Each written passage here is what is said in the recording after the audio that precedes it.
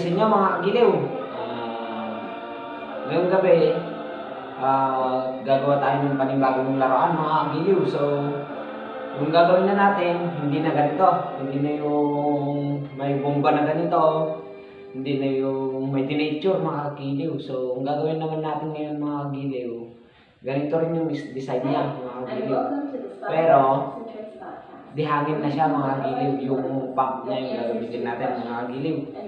So, ipapakita ko sa inyo ngayon yung gagawin natin air valve mga kagiliw. So, uunahin natin yung air valve mga kagiliw.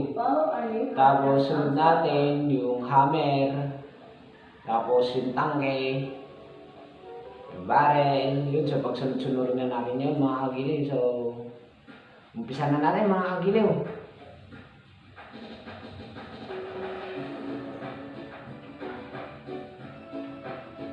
So ito mga kagiliw, hindi pa pala natin tinihahanting ng maayos mga kagiliw, pero na-try ko na sa mga maliliit na ibon dito sa mga ayos naman. Tsaka na-try ko na rin, pinagbarin nung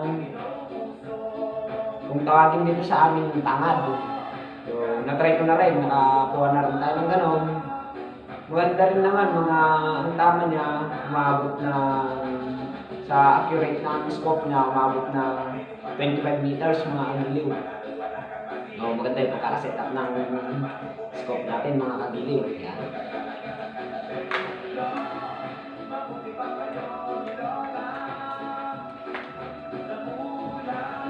Yan siya mga kagiliw.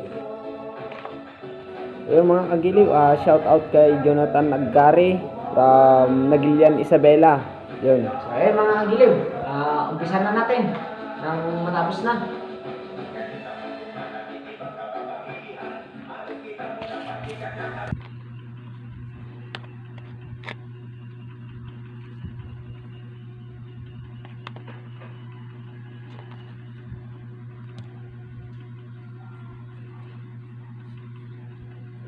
So ayan, pagpasensya na, madumi yung kamay ko gawa ng pagkakat ng mga to mga kagiliw. Di ko na rin pinakita sa inyo kung paano ko kinat. So, ayan mga kagiliw. Una sa lahat mga kagiliw, eto, lalagyan natin sa pinakagitna.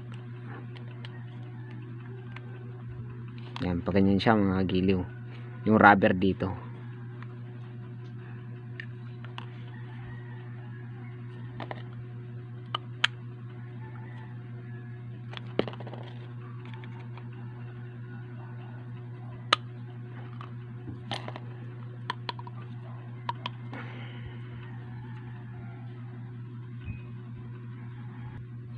So, ayan na siya mga kagiliw.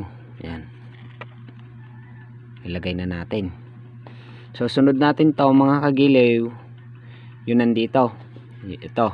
Yung clip niya dun sa loob para kahit anong lakas ng PSI na ilalabas ng hangin, hindi siya masisira. Ayan mga kagiliw.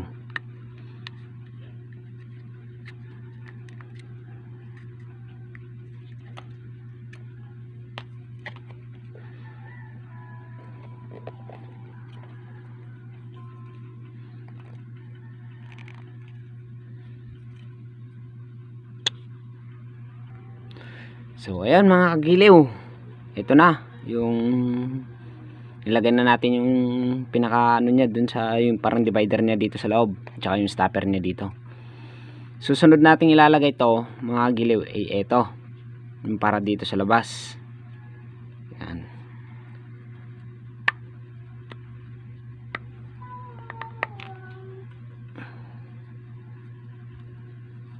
Ayan mga kagiliw.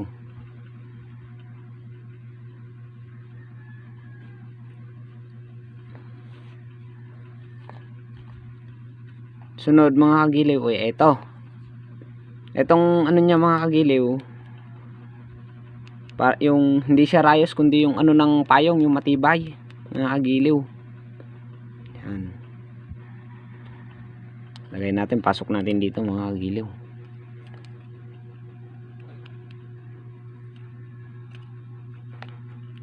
Yan.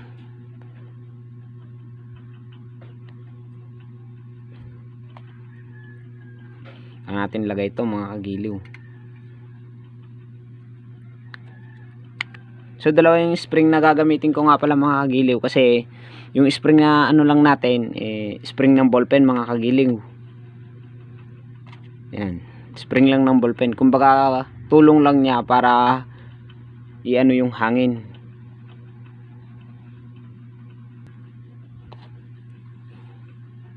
Yan, pasok na natin to mga kagiliw dito sa may spring.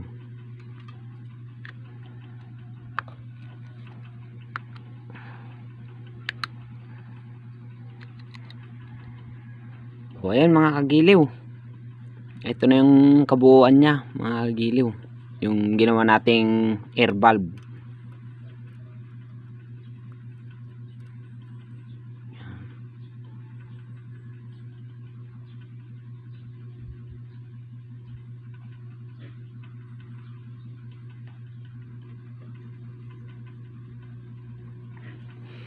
So ito na lang, lalagay na lang natin to pag yan siya mga kagiliw.